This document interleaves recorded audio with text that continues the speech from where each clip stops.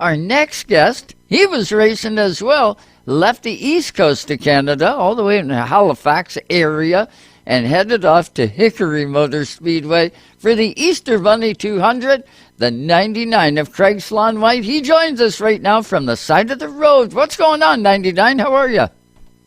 Hey, Joe, what's happening? Did you love Hickory or did you hate Hickory? Which one is it? Love Hickory, hate the finish. You got the top 10. That's not bad for your first trip there, man. Oh yeah, no, but the expectations were a lot more, I think. So that's kind of that was the bummer of the day. Oh, Craig, I know you want to win every time out, but you got to celebrate some of those small victories. Going to Hickory is no joke, man. It's an iconic speedway, but everyone I've interviewed after Hickory, after being there the first time, they say, wow, is that racetrack wore out? Oh yeah, it's bumpy, wore out, but there's so much history around that track, and around the Easter Bunny race for Pass. It's something that we've had on our kind of radar for a long time, and just didn't feel that we had the gear underneath of us to compete until a few years ago, and then it just stars lined up for us to say, hey, let's go down and try and run that race this time. And again, had high expectations, and I do believe had we not run into some unforeseen trouble, we would have come out of there with a much better finish. So, but that racetrack will shake everything in that race car loose, if not your fillings in your head. It is that bumpy, character-filled. I've been watching races from there for quite a while now, and what I find, Craig, from a viewer standpoint, never been to the facility, but from watching racing there, it is one that can send you for a loop. Just with the bumps, a conventional setup pretty well has to go out the window, right? Like, to get a car that's going to work on those conditions, you got to think outside the box. You have to, I would think. Yeah, I mean, you go to the racetrack kind of with what you should have, and you got to deal with one corner to get better through 3 and 4, and 1 and 2 just kind of follow suit because it's less bumpy than 3 and 4. So you just got to work on pretty well everything: bump stop, spring, shocks, rebound, sway bar time, and packers. And it's just we chased our tail quite a bit, and anyways, it was a disappointing finish for us. I think we could have been pretty damn good, but anyways, I mean, come out of there, the car's in one piece, not really many marks on it, and Pass is doing this thing this year where the 10th place finisher wins a set of tires. So I guess given the day that we had, to walk away with a $1,200 set of tires for the next time we race Pass is not like it's a win, but it was a bonus. Sure, a great bonus. That'll keep you coming back. I can guarantee it, especially, Craig, when you're cherry picking events like you did last year. Is that going to be the same model this year? You're going to cherry pick events, or are we going to see you like full tilt in the Fort Garry Industries Pro Stock Tour? Are we going to see you full tilt maybe? No, I would say that I'll just probably cherry pick from here on out, really. It's just bucket list races that me and the guys kind of wanted to do for years, and when you're involved in racing on a tour for points, you don't take that chance and go somewhere with the count of wrecking and not making the next show for points and all this stuff, and then when you do race for points, it chops your budget up that you can't go anywhere after the season. So this kind of allows us to do things that we want to do for the rest of my time driving a race car, I think so. Yeah. Now, was it down-home Southern-style hospitality to the Canadians that come in? I know Donald Trump doesn't treat us real well, but I know the racing community would. How was it down south?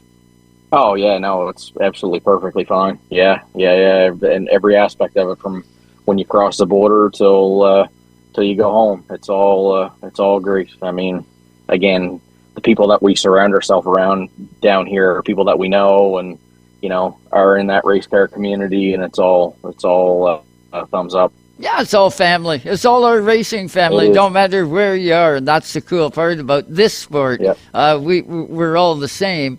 It's just kind of cool. So, did you not get much practice time, or I guess you could always use more practice time when it's your first time at a facility especially the iconic Hickory Motor Speedway. Did you get much test time? What was the weather conditions like? Oh yeah, no, it was nice. It was a little bit windy on Friday when we tested, but nice weather. And then yesterday was hot and sunny. Yeah, no, it's been great.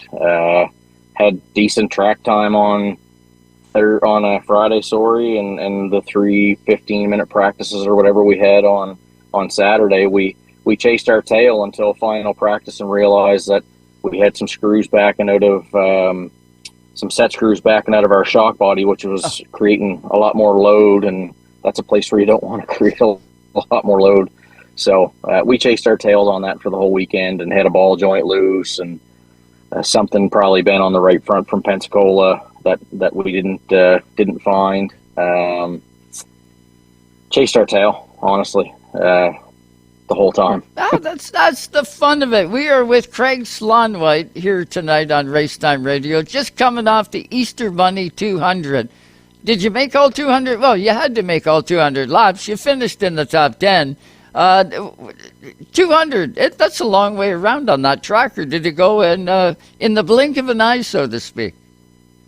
I think the first half to 125 probably went pretty good, and then there was a few cautions at the end that prolonged the race a bit, but it was still over pretty decent timing, I think.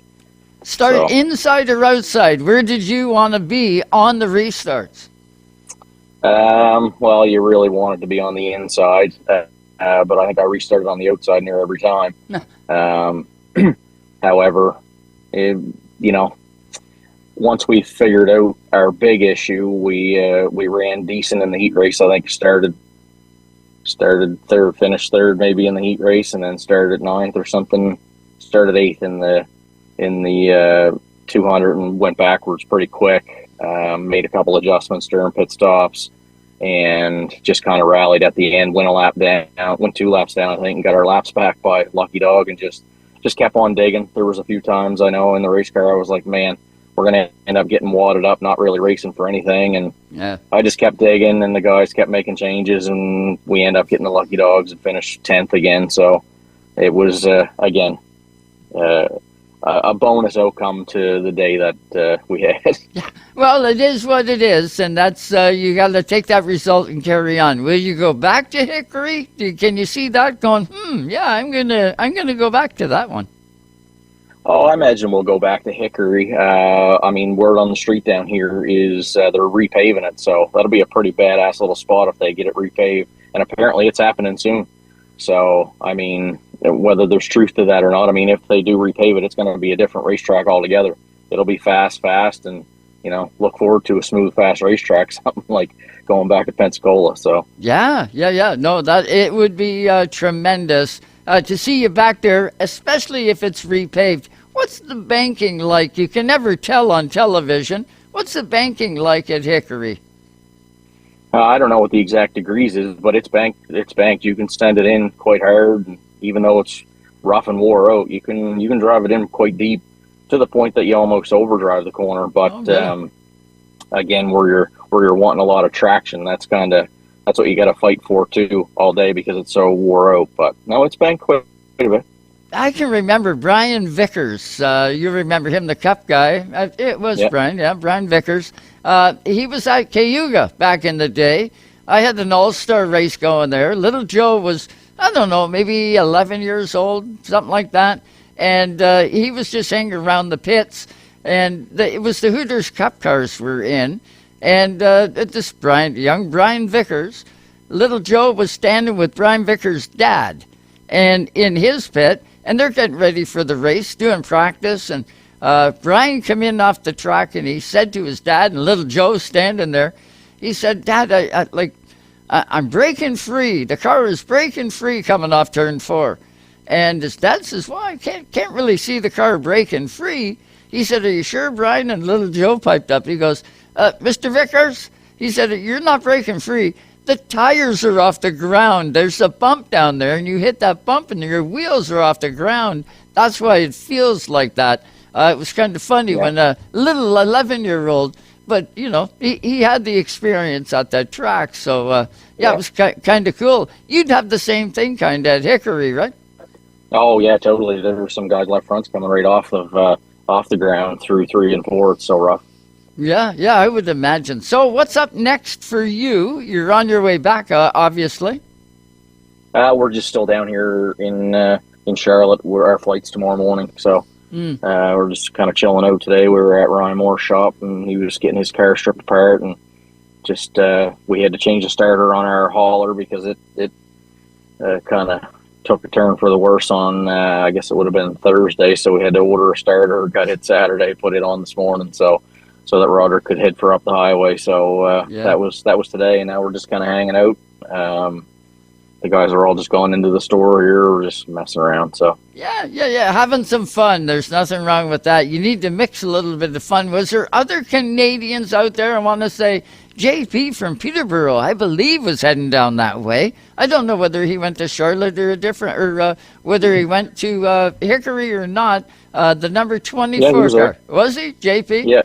Yeah, he was there. Yeah, I don't remember how he fared out. Mm-hmm. But Ashton was there. Ashton Tucker there from home. The two, yeah. He finished 8th. Yeah, he finished 8th, just ahead of me. Who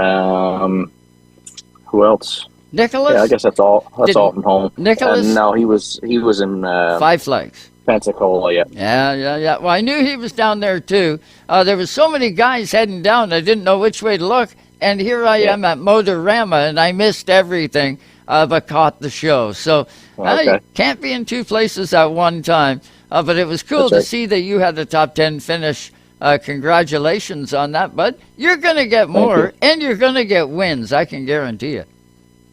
Oh, yeah. That's why we go. Exactly. And the crew. Did the crew like it as much as the driver did?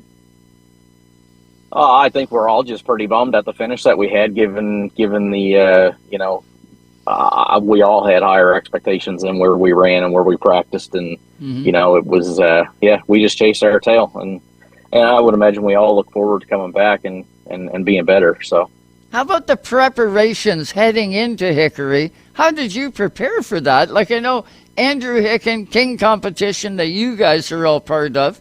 I know Andrew would have notes and stuff like that, but you as a driver, Craig, how did you prepare to go down and take on Hickory? And my cars back years ago from when I was running my old Hamke stuff through Gary when he was Crooks Racing, and tested a Port City car there one time that we had. So I kind of knew what to expect going into the weekend, track conditions wise and all that kind of stuff. But really, really, really had my sights sets on a real good finish in my own car. And again, the guys, Corey and Andrew, they've been there many times. We had Corey set up on from when he was there a couple years ago. That was he was real good, but again, just some things on my car weren't exactly right, and we overlooked it and kind of were looking elsewhere until it was too late, essentially. So, anyways, I'd like to reset and go to the racetrack as if it was Friday tomorrow. Well, that's what they make the next race for. Next year, you'll be doing the Easter Bunny 200 and eating the ears first. How about that? Yeah, I hope so. That's what we planned on doing this time. Well, you get home safely and get Thanks. that 99 ready to go. You got some more running to do up here, and we'll definitely keep our peepers open to find out where you're going to surface next. Sounds good, man. You bet. Craig, thanks so much for the time. We genuinely appreciate it. Safe travels home. Thanks. Appreciate it, Joe. Talk to you next time. You bet. That's Craig Slaunwhite, the 99.